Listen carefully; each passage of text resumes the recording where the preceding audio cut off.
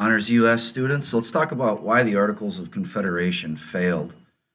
The founding fathers, or those that created the government, certainly wanted to avoid anything that appeared like the British government. They wanted to avoid any form of anything that looked like King George III. So they were very careful not to do that, but unfortunately, they created a system that didn't work. And here's why. First, under the Articles of Confederation, there was no chief executive.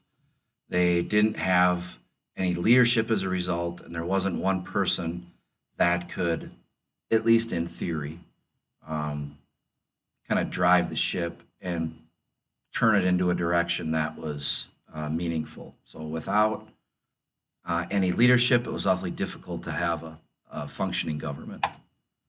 Second, the system that was set up was that 9 of 13 states had to approve a law. So the result of it was these 13 colonies, or these 13 different states, were so different that they simply were never able to get anything done. And again, they wanted to avoid anything that looked like a strong central government. So the result is they didn't pass anything. The federal government, or the national government, had no power to tax its own citizens. So they could only request money from the states. So as a result of that, the system was financially unstable. They couldn't, for example, raise an army, and it was very difficult to operate without any money. Imagine that. Like I mentioned, they did not have a national army. The government not only didn't have the money for it, but it didn't have any authority to draft one.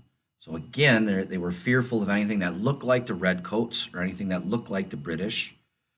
So as a result, the nation was rather vulnerable, both to problems from the outside and also from internal threats. There was no national court system, so there was no federal court system. So what ended up happening was every state had its own set of laws and own regulations, and there was no authority to figure out which would supersede. There was no program that created a unity by law. There just wasn't. It made it difficult.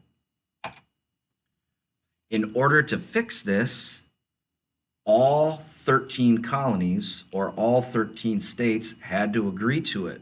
And the fact of the matter is, you had a wide range of states. You had some states that had millions of people, like Virginia, and you had other states like Georgia that had like 40,000 people.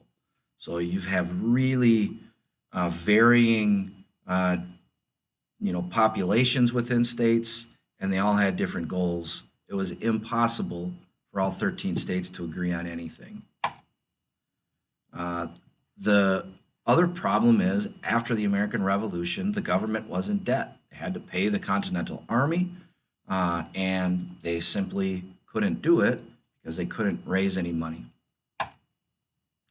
And then the last thing is, as states began to get into disputes about trade, about commerce, particularly river commerce especially, there was nothing that the national government could do about it.